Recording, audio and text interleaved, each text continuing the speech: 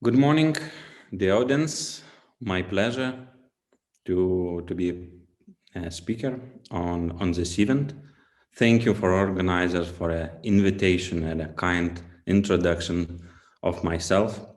And I see a very important days just passed, Safe Internet Day, European Safe Internet Day, and the whole week of this is a very targeting event of this to speak. Let me start sharing my presentation. So I will proceed with my presentation.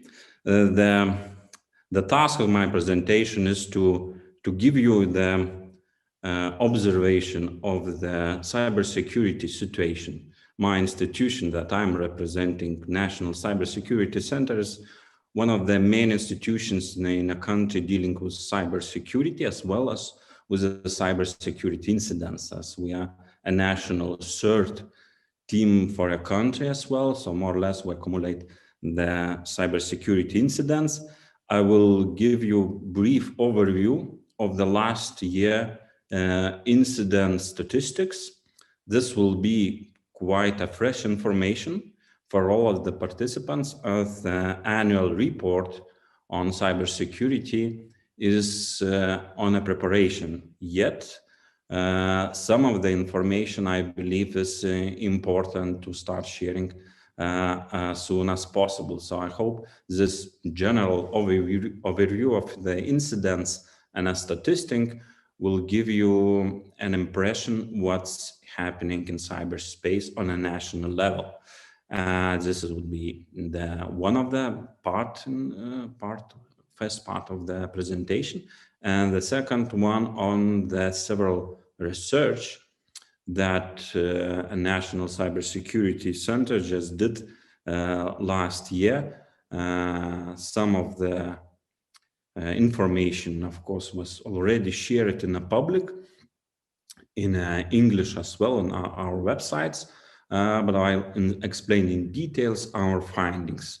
And this scientific research that we did is very suitable to this Vilnius University organized event. So that's the main content of the presentation. We'll start a few words about myself. I have a PhD in technology science.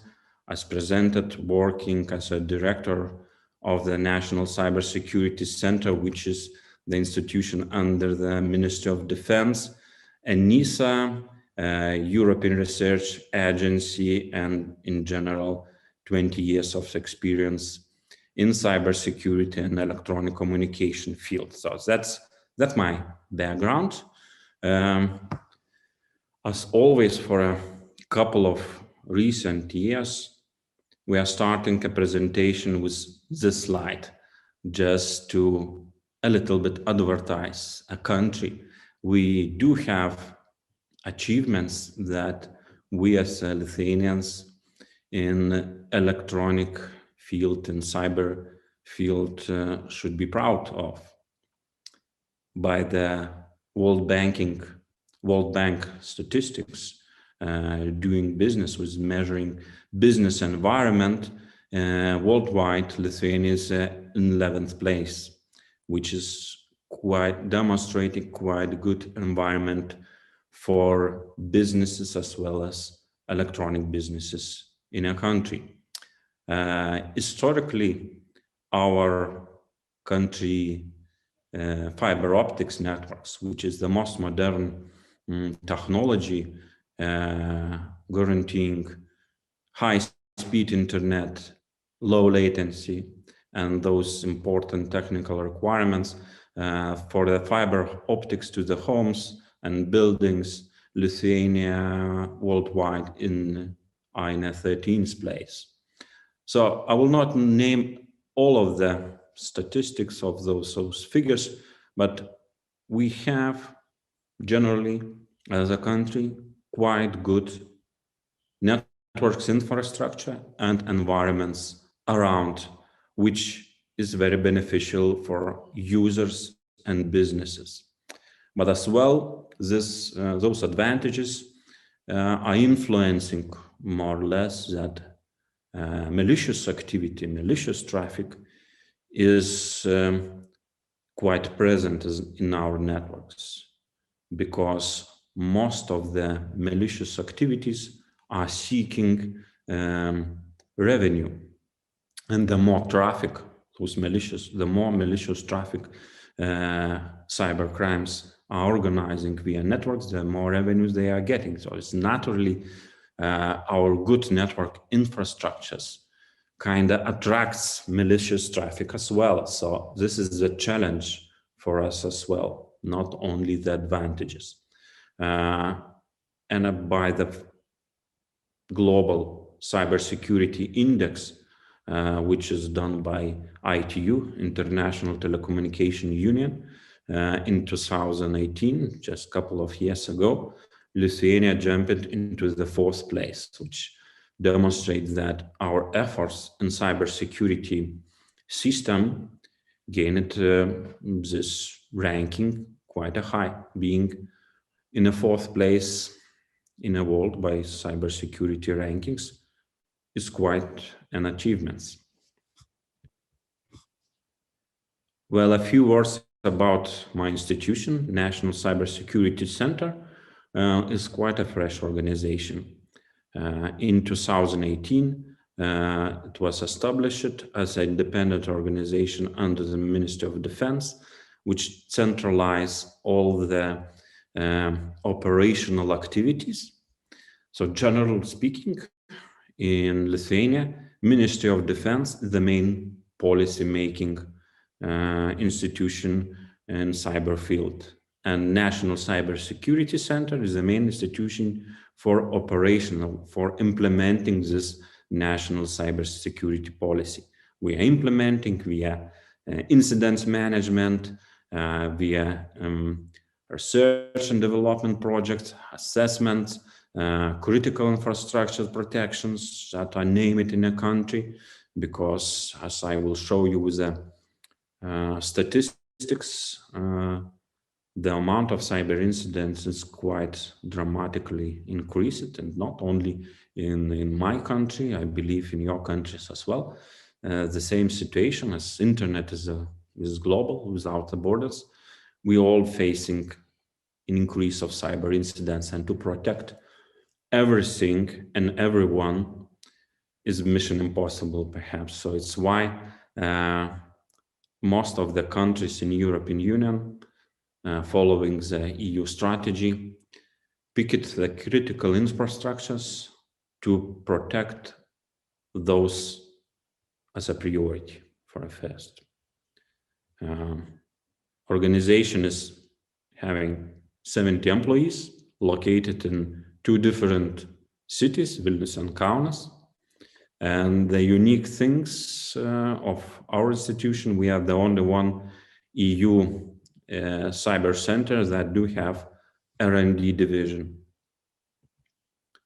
So that was for introduction part.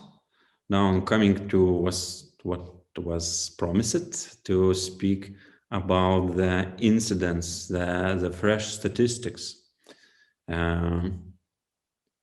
And at that stage, I will say that you can see there on a screen that first of all, we divide all the activities in events, cybersecurity events, all the hacking attempts, spying, scanning activity, all of the malware that is automatically spreading via internet. All of that pool is an events that most of them are processed with the special equipments, intrusion detection systems, special sensors. Some of those events becoming an alerts are investigated by the specialist, and only after the handling the events, they are becoming incidents.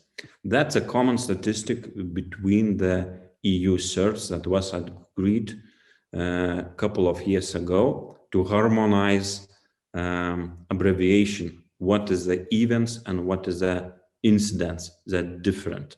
So in general speaking, events are those that are processed with automatic tools like sensors, and incidents are those significant events that are processed by hands, by specialists, usually in a CERT or CSERT teams.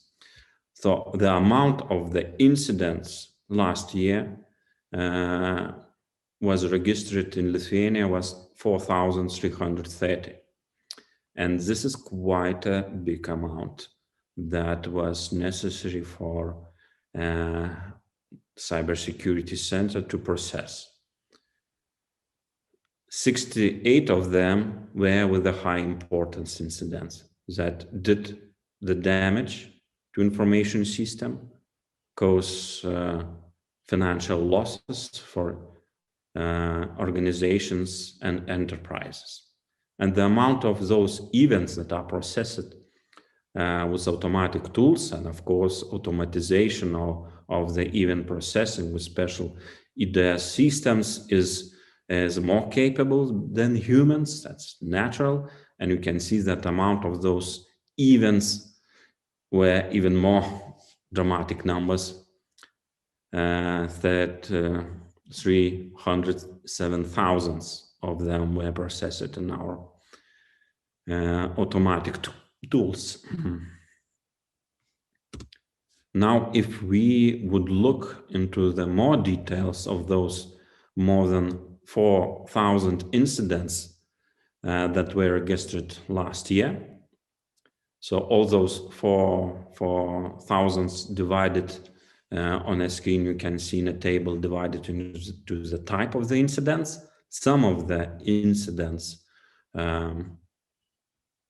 amount last year was decreasing, while some of them was increased.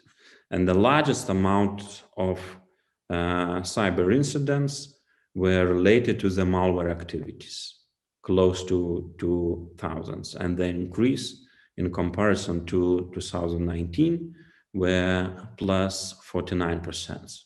So generally speaking, the amount of malware that were registered in Lithuanian IP ranges increased last year. What is even more important to mention, that the hacking activities, those quite a sophisticated cyber attacks with the attempts to hack into the systems and do encryption, information thefts, destructions to the systems and things like that, last year increasing by 73%. That's quite a dangerous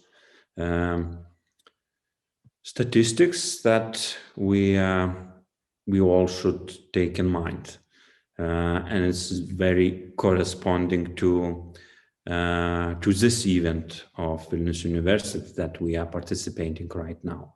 So hacking activities is on the way, it's increasing, and it's very important because of the possible damage that it could take to the systems. Third thing that I would like to mention, a couple of years ago, the distributed denial of service attacks, those DDoS attacks, were decreasing by the statistic in Lithuania and perhaps in the world as well. But looks like we were wrong saying that DDoS activities is diminishing. And last year we saw a big increase by 67% of DDoS attacks. 75 of them were registered last year in Lithuania. Only registered by National Cybersecurity Center. I believe a lot of those DDoS attacks didn't report it to our center. So that's again a very important thing to mention that we all should take in account. We all know what DDoS attacks could make, how disruptive to the information system and networks are they, especially when Internet of Things devices are involved in those kind of the attacks, DDoS attacks. So that's basically about the incident types. I mentioned what is, by our observation, the most important: hacking, malware, and DDoS. And I will end this slide saying that in general, last year, 25% increase of cyber incidents, the amount by the statistic in comparison to previous periods. So again, practically, in my experience, it's already for many years that we always see the increase year by year, the increase of the incidents. That's the reality, and that is a very obvious reality, actually. A little bit more technical details from those more than 300,000 events that were processed automatically.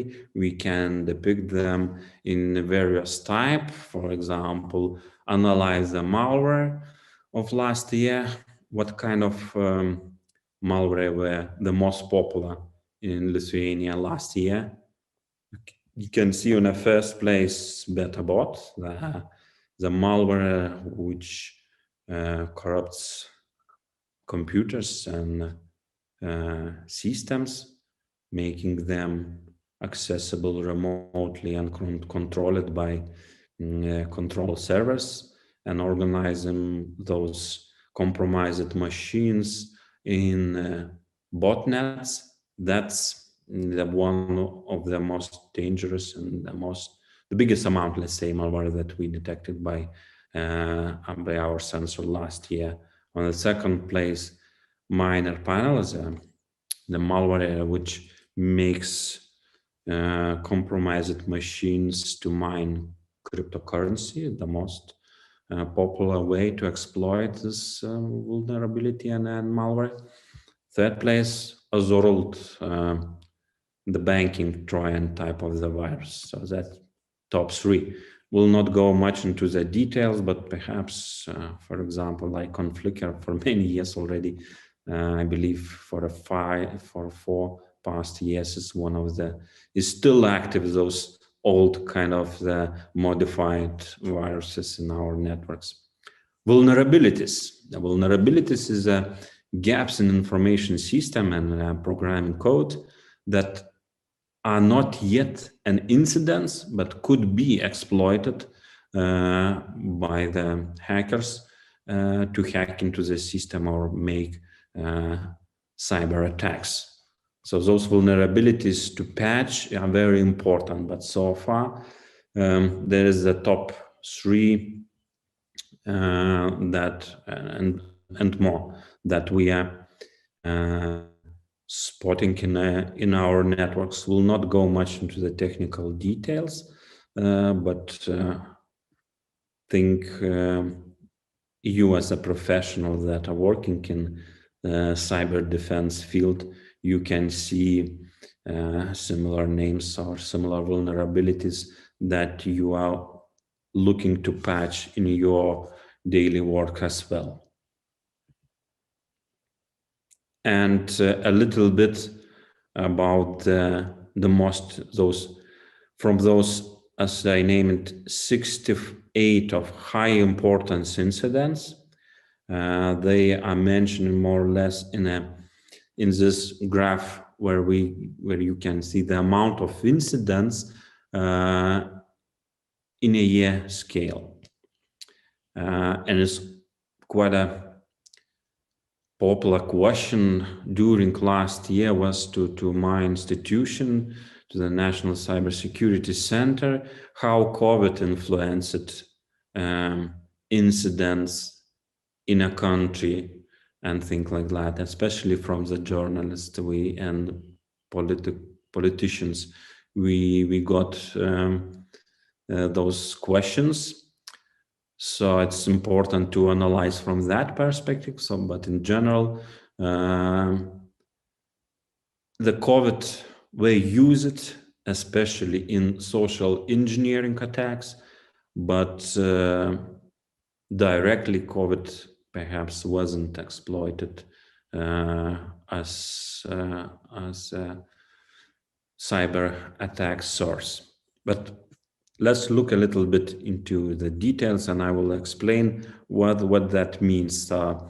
On a time scale, you can see where the COVID, the quarantine situation started in March and in Lithuania. And yes, after that, kind of the peak of the incident took place. But on that peak of the incidents, we should look into the details, what caused that increase of the incidents. Especially two types of the incidents in April, where most of the jobs turned to the remote working environments and things like that. A lot of DDoS attacks increased in that period, as well with blackmailing attempts, asking revenue to pay in Bitcoins that attacks could stop. So there's the biggest amount of the DDoS attacks we registered, as well as the increase of ransomware type of the malware. Then in the middle of the year, we had quite an important incident on one of the databases of national scale, which caused not directly a cyber incident, but the physical incidents that influencing that one of the major data center were down for a couple of days because of the physical incidents. At the second half of the year, MODO spread it a lot in Lithuania and around the world, by the way, and influenced quite a big amount of governmental and private sector enterprises, as well as the parliament election took place in the same period, and second wave of DDoS attacks, and as well as with the demonstration kind of the DDoS attacks, where hackers demonstrated capabilities of performing DDoS attacks for minutes or hours. Then they stopped DDoS and were asking, blackmailing and asking to pay revenue in Bitcoins. Otherwise, the attacks are unwilling to be prolonged. Those DDoS was targeted not only small and medium enterprises, but as well big companies and internet service providers. So that was the important. And then at the end of the year, we had a big incident with the websites hacking attempts, where 22 governmental websites, especially most of them municipalities, were hacked in advance, and then a fake news, actually 3 fake news were distributed or placed on those hacked websites. It got huge media interest because it was attempting to diminish the whole country's reputation with that fake news, targeting our military activities, NATO alliance, and things like that. So that was quite an important, and I thought to mention it as in an event program. I saw that there is our colleagues' presentations on the website security. So I just can only confirm that the website security is is quite an important thing, as vulnerabilities on a website do exploited by the hackers with attacks. And at the end, last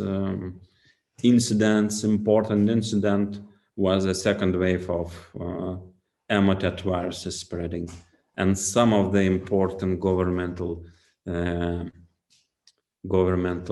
organizations, like those working very actively in healthcare systems, were affected by this malware, which caused some of them to difficulties in performing email activities. That's in general about important incidents.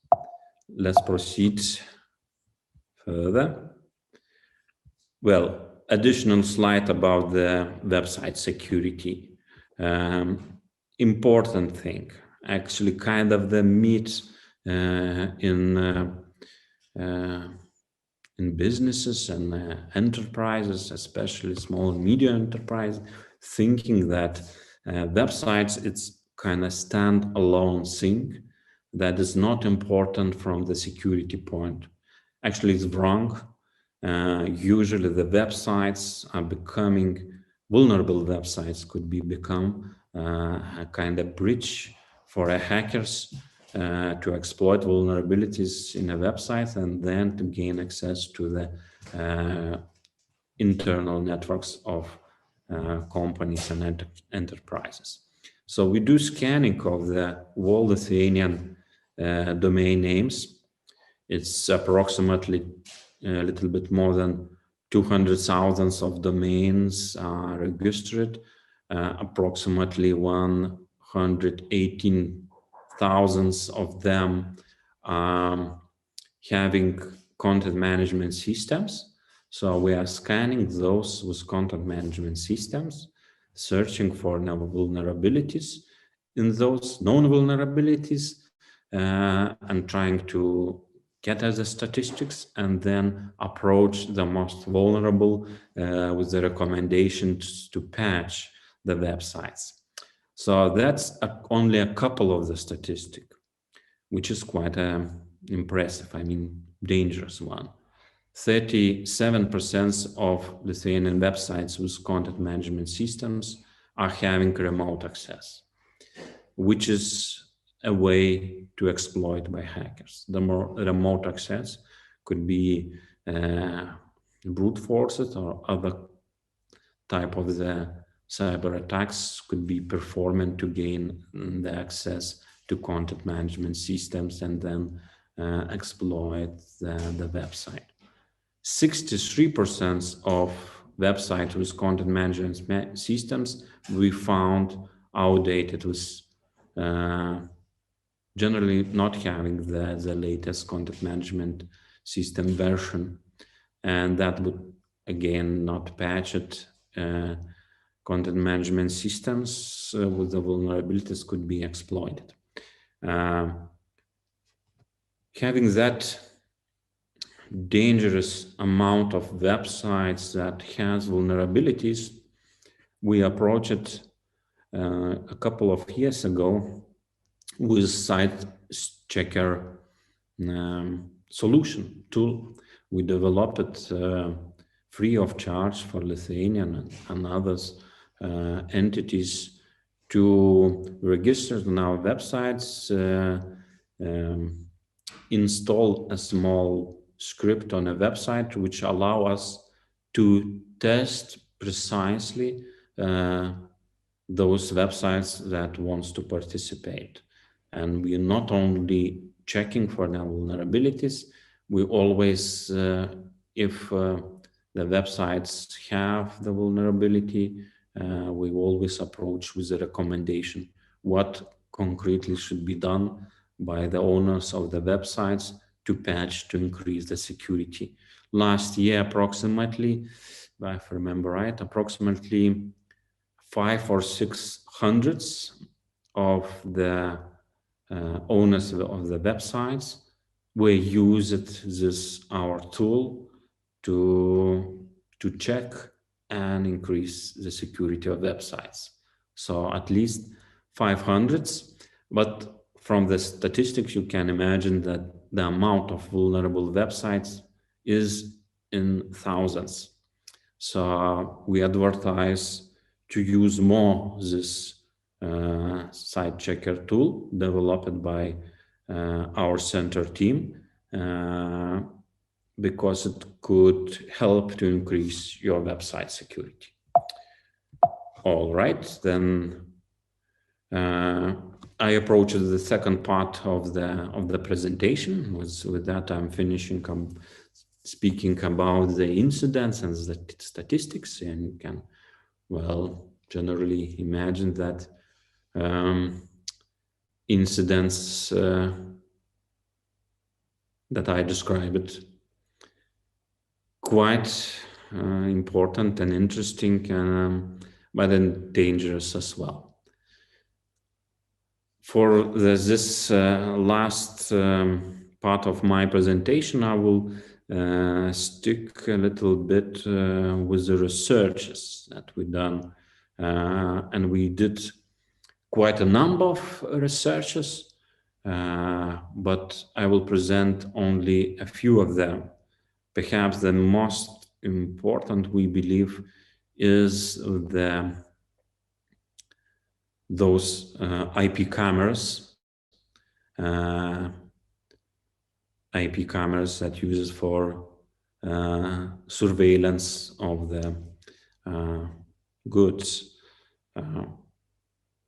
Actually, there was investigation by the media and private companies that raised the attention that some of the IP cameras could be vulnerable to cyber attacks, could be exploited, and the access to those cameras could be done. Especially the big attention and a lot of around the world media interest and researchers focus was on Chinese-made IP cameras, and the assessment in Lithuania showed that some of those cameras that took attention of cybersecurity specialists around the world are quite present in our Lithuanian networks.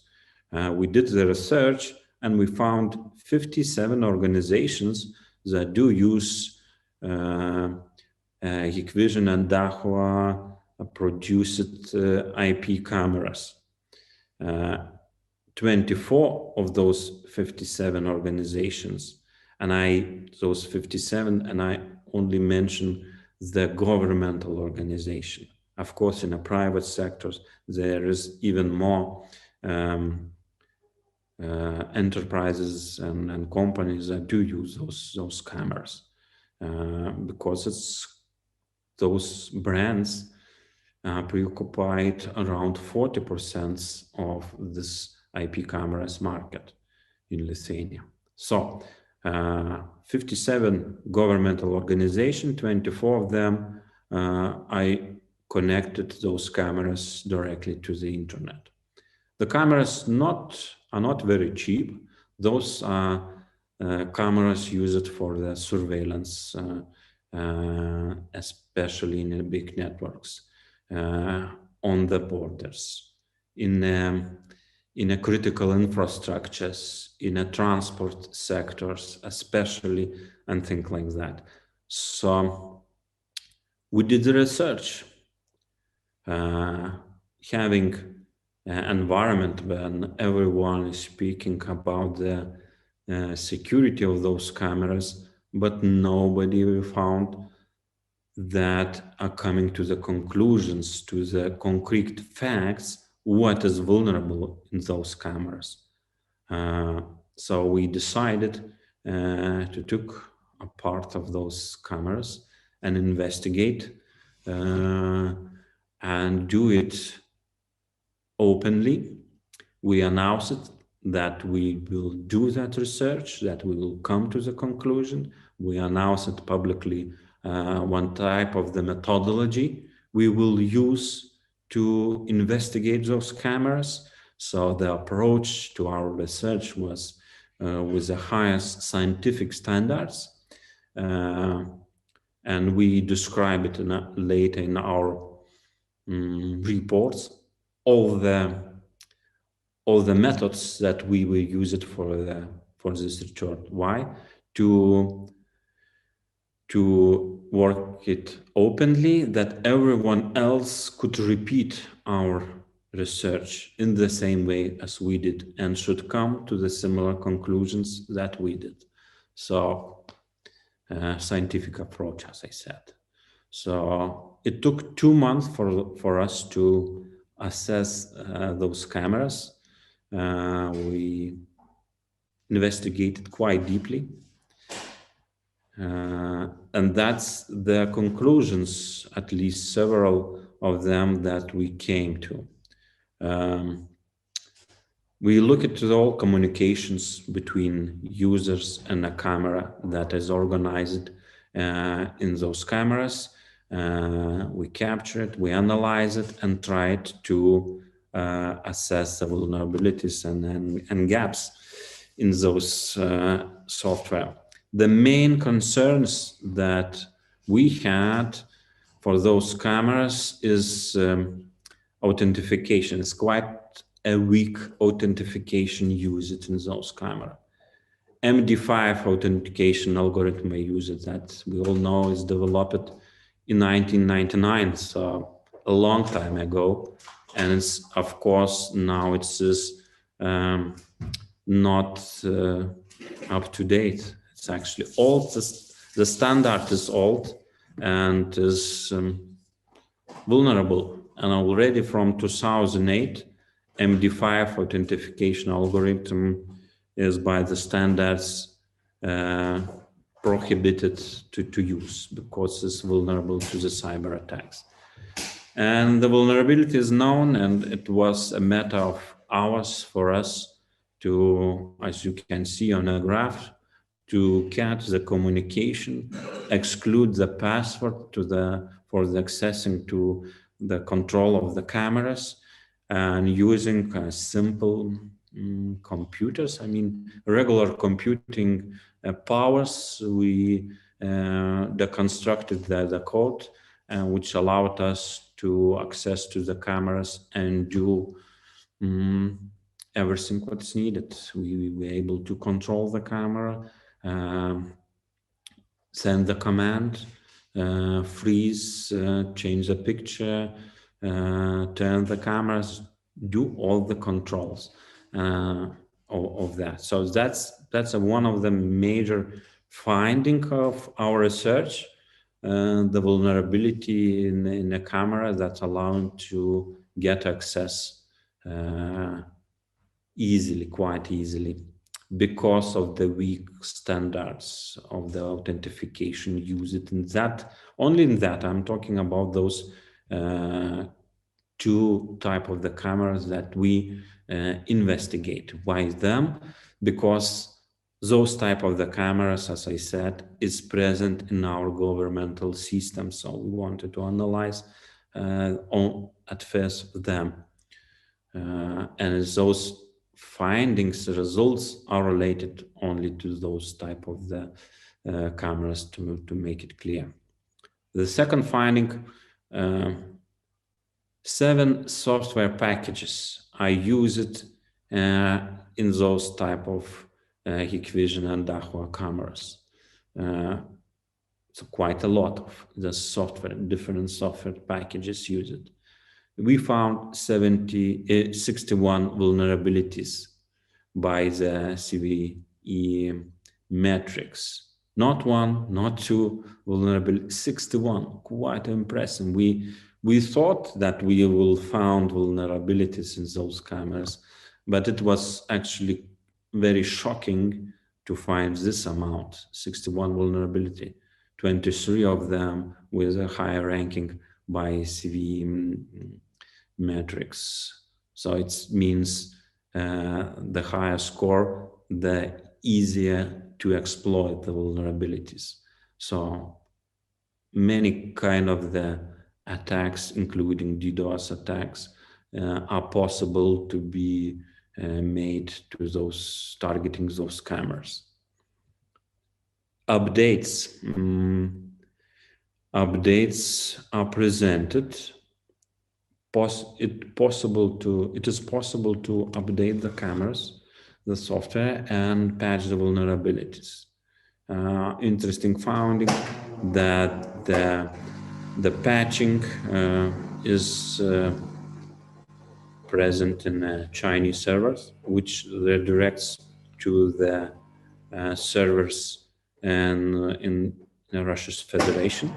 And that's a concrete IP addresses and location of those updates, which gave us a concern that the updates is outside GDPR, the European Union, and GDPR is not active in those countries, and data protection is not guaranteed. The fourth and the last of those findings that we came to, naturally, Chinese produced, for example, Hikvision cameras do have their own chips inside, produced in China. No precise descriptions were available about those microchips used in those cameras, and a few standards that the purpose of those chips was presented that we found is for due remote access to the cameras for performing service activities by the manufacturer. So those cameras, generally speaking, are having special chips related with the purpose to have access, remote access by the manufacturer to perform the service activities. Sounds good from one side, that the manufacturer is seeking to perform the service activities, but as well this access could be exploited by hackers as well to gain access to the internals of the cameras. So that's conclude my presentation, and at the last I would like to mention that the report, quite a detailed 40 pages of the report about the research we did, is published on our websites. It's published in English.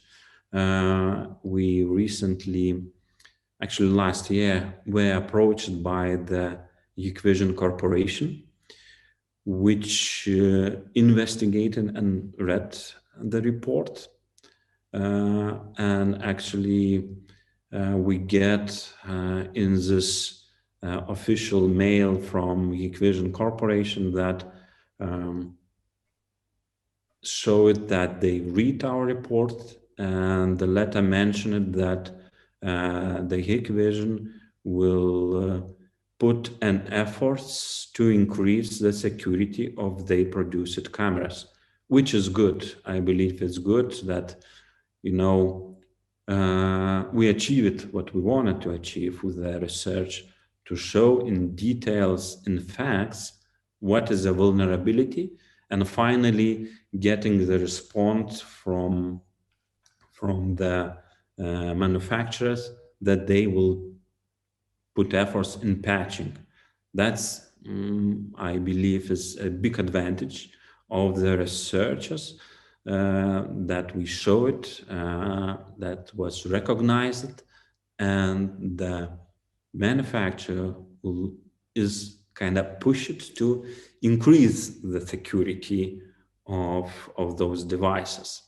We are looking right now for a further research in 5G technology, in the Internet of Things devices, smart homes, and other important for the society to understand where's the vulnerabilities.